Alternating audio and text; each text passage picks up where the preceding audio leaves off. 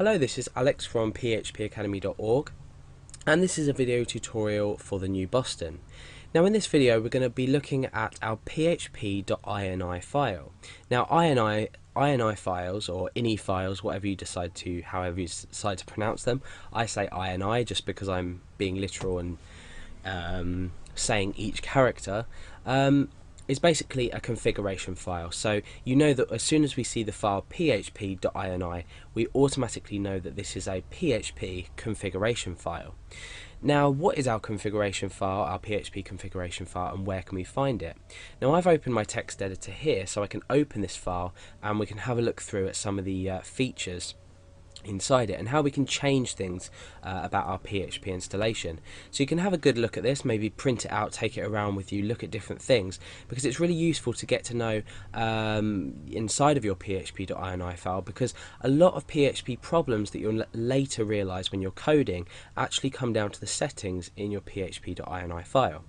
So let's create an open dialog, open up an open dialog. Now you can see that at the moment I'm in c:\\examp/php. Now this is because I'm running an examp package. You can see here I've got my examp control panel open, and I've got Apache MySQL running, blah blah blah. This is just my package that I've installed that contains Apache along with PHP installed with Apache. So this is our folder with PHP, and it's got all the information and the runtime DLLs about with regards to our PHP installation. Now obviously the file we want is, let's just find it, it would be here, is php.ini. So this is the typical location depending on whether you've installed PHP yourself, if you've installed Apache and PHP yourself, or if you're using a package such as XAMPP, LAMP, some of the others ones, we've got WAMP I think. So let's go ahead and just open up our php.ini. Now obviously if you are having trouble finding this, you can just do a local search on your computer. Just make sure it looks like it's in a sort of relative location to your local web server. Okay, so when we open up this file, you notice that we have a warning and a bit about php.ini. Now this is very important. By default, PHP installs itself with a configuration suitable for development purposes and not for production purposes. Now what this means is the default installation php.ini is not suitable for when you were to, if you were to say, okay, so I've got a local web server on my computer, here's my IP address, you can see what pages I'm running. Always, always, always, when you want to show people or release PHP files or a project that you've created, always upload it to a paid hosting or a free hosting, but some kind of commercial hosting website. Because what you don't want is you don't want to have the inexperience of not setting this file up properly and you suffering for that. So there's lots of security aspects that when we enable settings and disable settings in this php.ini file, we tend to find that we're allowing ourselves vulnerability. So we can go down, you can see the standard syntax in here is that we've got the semicolon as end of a line. So, well, as a comment in this purpose. So you can see that we've got loads of semicolons here that are basically just commenting this out. So this won't be processed by PHP. So let's go down and find a setting.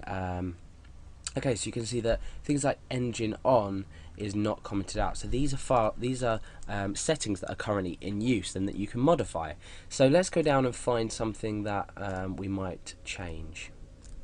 Okay, so you've got things like zlib.output compression off. You've got a quite a descriptive description up here, quite an extensive description of what it does, as you do with most settings. So you'll find that a lot of this file is actually description. So we're not going to change any settings now, we'll leave that till later when we need to. We're going to talk about things like error handling and how we can change this inside our php.ini file. Just one more note is when you make a modification to php.ini, if you were to say print this out and go through and read it, and you might get to a stage in your programming where you know that you want to change a value.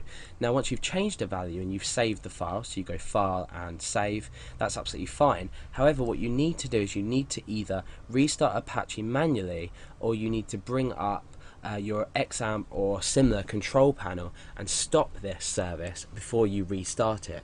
So for example, if I was to change something in here, so if it was to change this value for any reason, I should then open up my XAMPP or other control panel, and I stop the service, simply stop the service.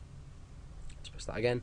Okay, so the service is now stopped. We can click start again, wait till that starts back up, and it's running again. Now what we've done is PHP has taken into account the changes that you've made and will now process them according to what you've written.